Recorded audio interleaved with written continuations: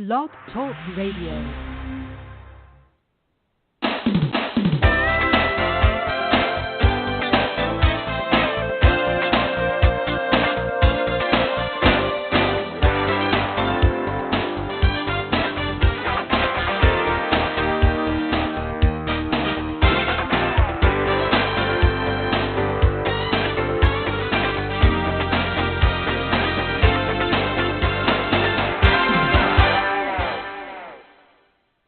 Good morning and welcome to this week's segment of Live Without Limits. Today's show is titled The 11 Ways to Boost Your Self-Confidence. Why are we talking about self-confidence today? Because no matter what business you're in or who you are, if you have self-confidence, then you can achieve almost anything you put your mind to.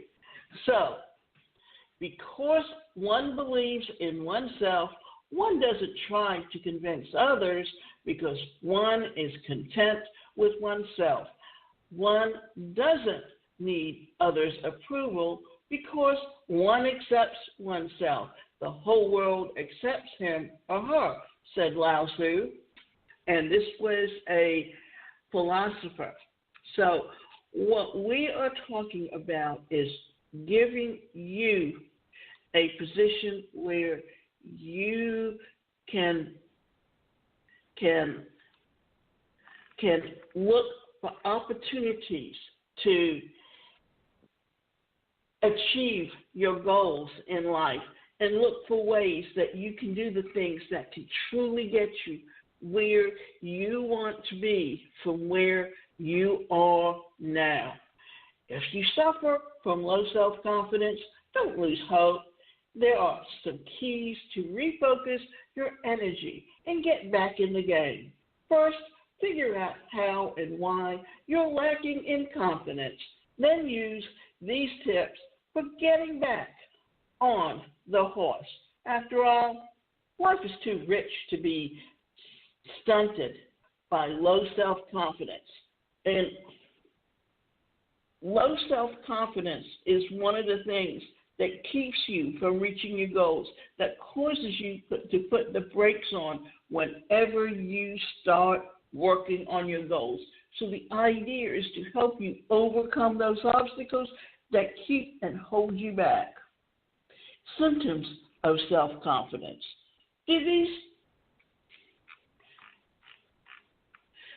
Do these scenarios sound familiar to you? Someone tells you it's important to wake up early in the morning and exercise. You know that you'll benefit from the kind of discipline, but say to yourself, I could never do that. I'm terrible at waking up early. Plus, I get tired too quickly. Often, this or science tells you you need 8 hours of sleep, but often our body rhythms may tell us something different.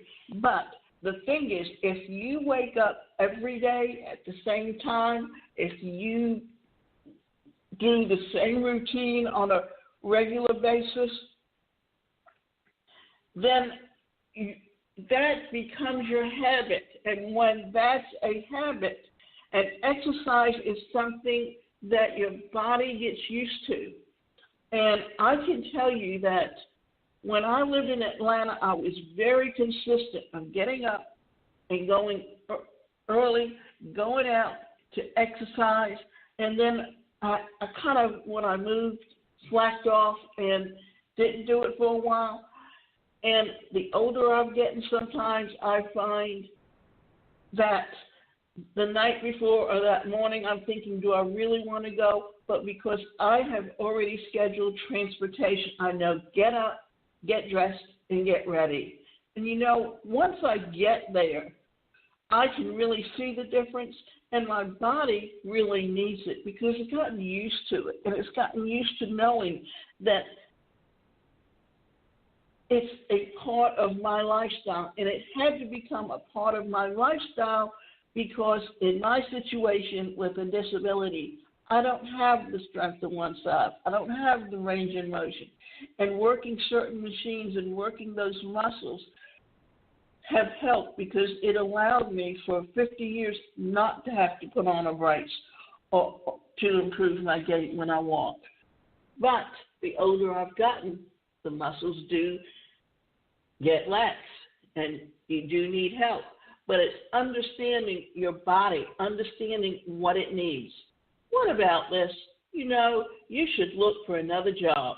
The one you have is not giving room for progress. Still, you can't find the strength to quit and move on. You're afraid to fail. Or this, you see a charismatic person getting all the attention during a meeting. You admire their ability to speak confidently and convince everyone to consider their point of view. You think to yourself, I could never do that. Did you recognize yourself in any of the low self-esteem situations? They are quite different, but there is a personality feature that connects them all: lack of self-confidence.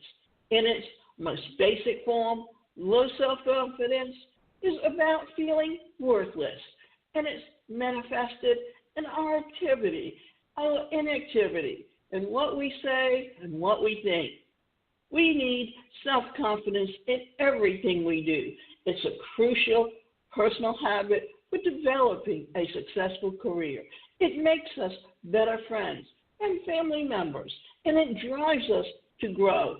Without it, we stagnate or fall backwards in atrophy. And I'm going to tell you a little story. I met someone in the community where I live, and they have very low self-esteem. And she kind of attaches herself to me and considers herself a friend. And I don't really consider her a friend. She's just someone that I talk to that I know in the community, and that's as far as it goes, partly because she took advantage of me one time, because I'm always someone that wants to help others. And she knew that I have my own business, and she needed help to set up a computer. And she knew that I really at the time charged $50 an hour, but she did it. But I agreed to do it for $25 an hour. Well, the thing was, I got $25, but I was there for 4 hours, so she really owed me $100. The thing is, because I let that slide, then the next time that it happened, the next time that she needed help, I agreed to do it, and I only got $25. And after that, I said, no, this woman's taking advantage of me. I'm not going to let her do it. And yeah, I talked to her. But I can tell you she has very low self-esteem, because all she ever tells me is how she talks to this one about me, she tells this one about me, and that one about me, and blah, blah, blah, and how she admires me. And well, I worked on myself. And she'll always sit there and tell me, oh, I'm evolved. I'm in a different place. I'm a happy girl. I'm whatever. But I can tell from the words she's using that she's trying to convince herself that she has self-confidence, or that she really likes where she's at in herself. But yet, she has a son that is autistic, and in combination with that also has mental illness. And he's been in the hospital at times, but he went on vacation with his father and the father's girlfriend. And his phone was not working for a week because he had to get it charged up. Well, right away, instead of her mind just going to, maybe his phone's not working, he'll get in touch with me when the time comes, right away it went to, oh, he's in the hospital, and no one's getting in touch with me, and no one's telling me what's going on. Or she'll say to me things like, oh, well, I need to hear blah, blah, blah, certain times, and why don't you tell me? And we're not that kind of friends that I'm going to say those things to her, because I don't really consider her a friend. She's just someone that I talk to that I know. and I really want to keep my distance from her.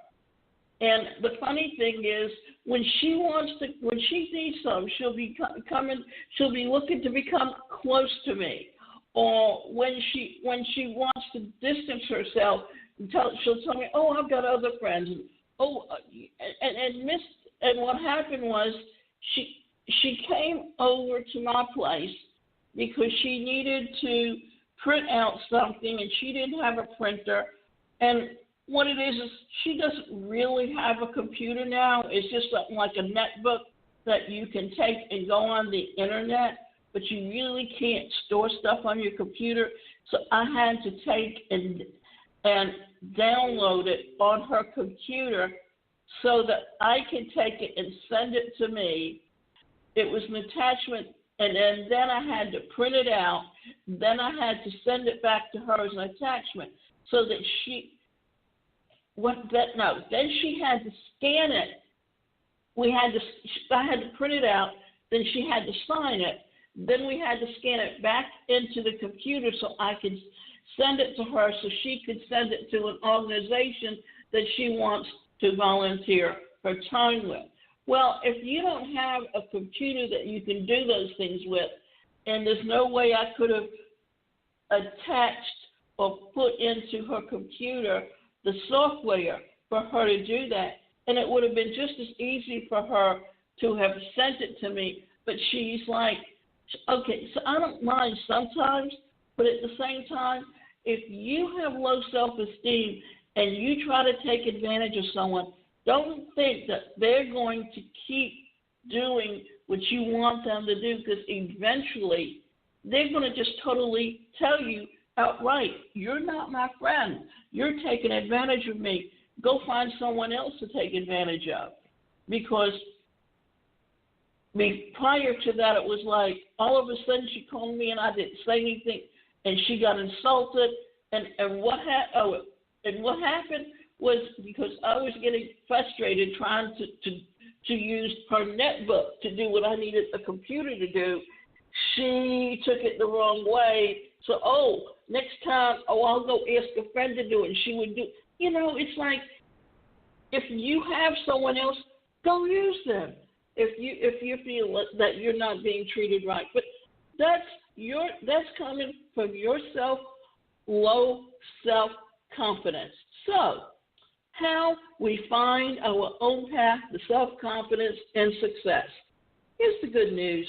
No matter how low your self-esteem always is, there's always room for improvement. You just have to work on it. Fortunately, we've taken the time to compile a list of 11 key approaches to turning the corner on confidence and taking your life back. What are you waiting for? Dive in. Make lists. The first step toward self-confidence is setting goals and objectives by writing lists. Do you like making lists on paper? You can try Workflowy, a great tool that lets you create well-organized lists. But what really matters is what you write down. Here are a couple of lists you can start with. A list of realistic things that you want to accomplish in both the short and long term. Why realistic? Well, if there's no chance to become an astronaut, for example, don't make it a goal. It will only stymie you. Think of things you could accomplish but still haven't found the courage to try. A list of things that you're grateful for. This one should be easy. A list of family members, friends, partners, treats and toys that you enjoy, experiences you've had, and so on. A list of things you're proud of. Were you chosen among many other candidates for a job? Did you get a degree? Can you do a headstand? Do you own a home? The first list shows the person you want to become. The other two lists showcase your amazing accomplishments. In case you haven't already noticed, the second and third lists show just how much you have achieved and the possible it is to achieve the items in their first list. Hold on to these and reference them often for inspiration. And here's something that I'm going to talk about that very much shows you that even though I grew up with a disability, I really had a lot of self-confidence in myself because I always tried to do things for myself. But I was always told as a child, you will never graduate. You can't hold a job. You can't live on your own. You can't. Always, you can't. And if you understand transactional analysis, what that's doing is someone giving you a lot of negativity. And instead of accepting what they were telling, I just looked at it as a red flag that they were flying in front of me, daring me to prove them wrong. And when I entered the workforce, it was still 12 years before the Americans with Disabilities Act became law. But what I did was that when I couldn't find gainful employment after I lost my job with the state, and I always knew that I, somewhere along the line, would become an entrepreneur. But I would have waited till I was a little bit more financially secure before I went out on my own, and I would have started slowly and built it up. But when you don't have an income coming in and you don't have a support system of family that believe in you and that would help you along the way, then you have to figure out what you can do. And I grew up in a home that was very negative, and I always knew once I got out of there that there was never an option of going back to there or going back to the job that I had that I didn't need my education for, just because I knew that if I ever wanted to go out on my own again, it would be hell to pay, because my mother would always throw in my face how I failed, because that was who she was. And that's because she lacked self-confidence and she didn't know how to encourage her children to be better. All she knew how to do was tear them down, because that's all her mother did. So all she was doing was repeating behaviors.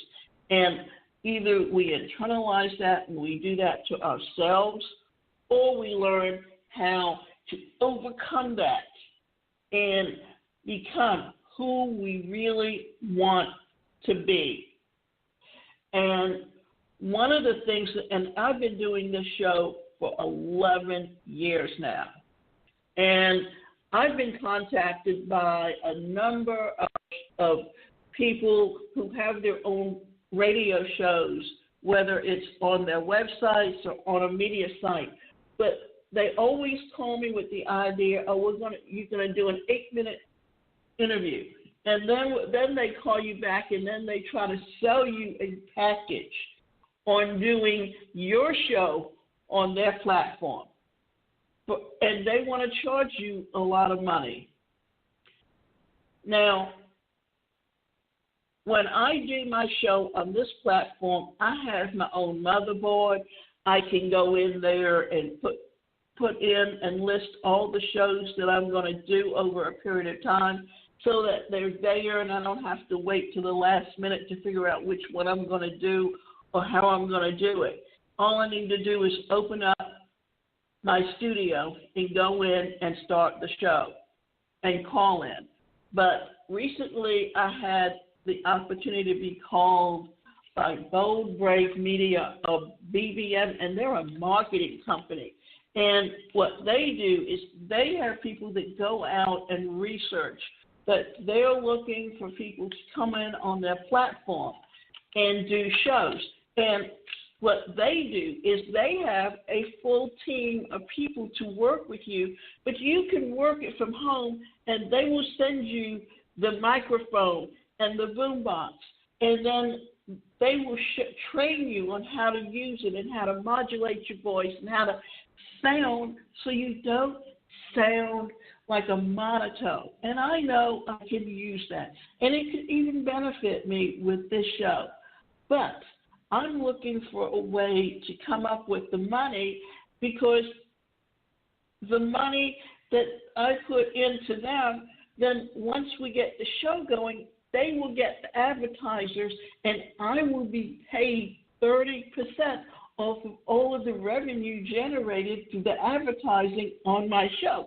So the thing is that with them, they're giving me back something, not just asking me to pay them for the opportunity to do my show on their platform. So what has happened is that because I've been doing this show for so long, and I have a body of work, and one of the reasons that I went and started my show 11 years ago is because I'm a professional speaker and trainer. And prior to the internet, prior to opportunities like this, what happened was you had to put together a media kit to send out, and that was a lot of money up front and print it out. With the internet, you can have a website, you can post stuff, you can change stuff when it changes almost immediately, because when you sent out brochures, if something changed, you literally had to throw those out, and that money was money lost to go out and print new ones. So technology has really changed how we do business today. So don't compare yourself to others. You are who you are. When you're trying to improve, you should compare yourself to you. Comparing yourself to others is a consistent trap. You will always find people who are doing things better than you are, but your life is not about them. It's about you. And remember that when you're taken advantage of consistently, it's because you're allowing yourself to be taken care of. Clean up your workspace. The physical environment in which you work affects not only your performance, but your satisfaction. Clutter has a mentally exhausting effect. An organized desk, on the other hand, will do wonders for your focus and productivity. When you're more focused and productive, you achieve better results. That's how staying organized indirectly affects your self-esteem. Spend time with supportive people. Does one of your colleagues constantly criticize your work or show off his own results? This makes you doubt yourself, right? Okay, let's go back. Does this make you doubt yourself? If you don't have to spend time with people like this, then don't. Instead, seek out supportive coworkers who are willing to help and are always ready with affirmations when things are going well. Also, make changes in your social life. Spend more time with people who support you.